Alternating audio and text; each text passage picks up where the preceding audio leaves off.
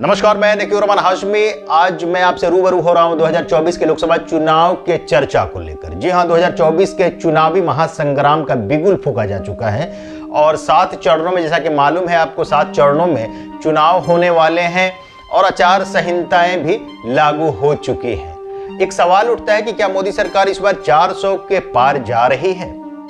मुद्दा ये नहीं है, चूंकि इसलिए ये मुद्दा नहीं है कि हर चुनाव में हर पार्टी के लोग, वो किसी भी दल के लोग हों, वो उनकी एक मंशा होती है कि वो किसी तरह मतदाता को मोटिवेट करें, मतदाता की मानसिक स्थिति को मजबूत करें कि कौन सी पार्टी कितनी मजबूत है। तो ये चुनावी जुमले हो सकते हैं, लेकिन अगर इस पर चर्चा की जाए कि क्या अगर 400 के पार वो जाने वाली है, तो विपक्ष के पास कौन कौन से अहम मुद्दे हैं जिससे 400 पार होने से मोदी सरकार को विपक्ष रोक सकती है।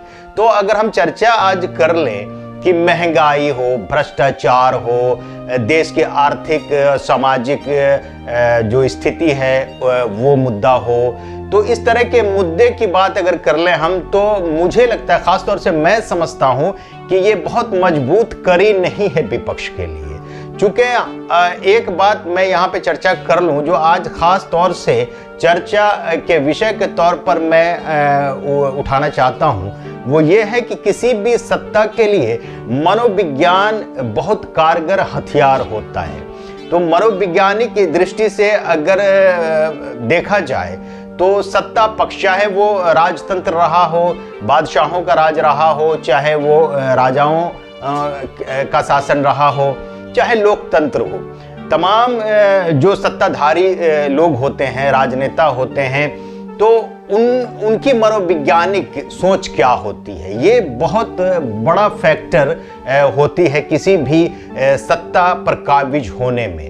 तो मोटे तौर पर जो मैं आज चर्चा करने जा रहा हूं वो मनोविज्ञान से संबंधित है कि मनोवैज्ञानिक दृष्टि से जो आम जनता है, देश की आम जनता है, वो इस चुनाव को किस तरह से देख रही है, और खास जनता, जो जागरूक जनता है, जिनको समझ बूझ है, मनोविज्ञान समझते हैं, उनकी प्रतिशत क्या है।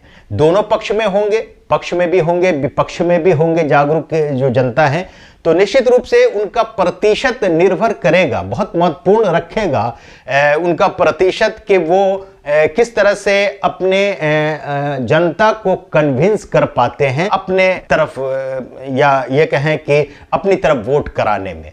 तो ये कहा जाएगा कि मनोवैज्ञानिक दृष्टि से जो ज्यादा मजबूत होंगे, निश्चित रूप से उनके पक्ष में वोट ज्यादा होंगे और होते ही हैं। बात यहीं पर खत्म नहीं होती, इसलिए खत्म नहीं होती कि जो जागरूक जनता होते हैं वो भले ही कन्विंस करते हैं, लेकिन जो एक आम जनता है, जिनकी मनोदशा देश के प्रति, देश के भविष्य के प्रति, या जो सत्ताधारी है उसके प्रति क्या है, ये बड़ा फैक्टर होता है। आप कितना भी कन्विंस कर लें, लेकिन आम जनता की एक सोच अलग होती है। आप कन्विंस करेंगे, वो मतदान में जाएंगे और वहां पर उनका मन जो कहेगा वो वही करके आते हैं।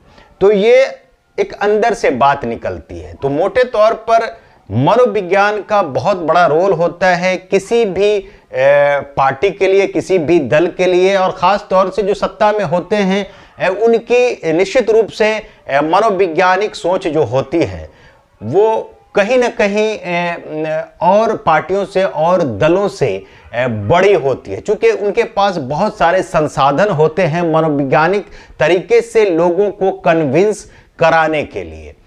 तो आज मैं चर्चा इसी बात की कर रहा हूं कि अगर मनोवैज्ञानिक दृष्टि से देखा जाए तो आम जनता इस बार क्या करने जा रही है। क्या आम जनता प्रभावित होगी उन जागरूक मतदाता से जो लोग मनोविज्ञान को समझते हैं?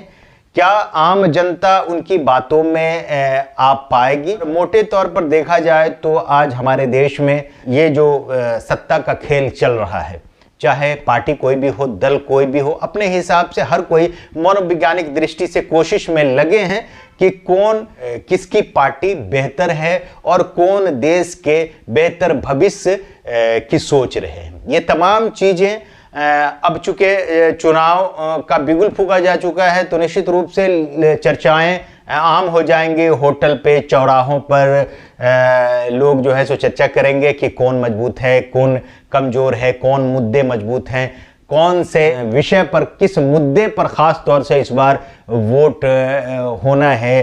क्या ये जात फैक्टर रहेगा या कोई और, जो तो ये तमाम चीज़ें खास तौर से शुरू हो ही जाएंगी।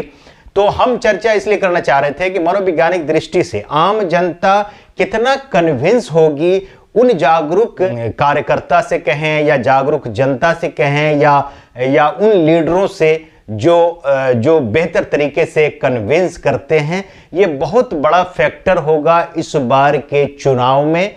जो जितना अधिक प्रयास कर सकेंगे, जो जितनी बेहतर तरीके से जनता को कन्विंस कर पाएंगे, हमें लगता है कि उनके पक्ष में वोट निश्चित होंगे। ये तमाम चीजें आप भी आने वाले वक्तों में देखेंगे और हम भी देखेंगे। लेकिन कन्विंस के बाद भी जनता को अपने जहन को खोल के रखना पड़ेगा, आम जनता को खास तौर से, कि वो अपने देश के भविष्य के प्रति कितने गंभीर हैं, कितनी संजीदगी से देश को बनाना चाहते हैं, देश की सरकार बनाना चाहते हैं।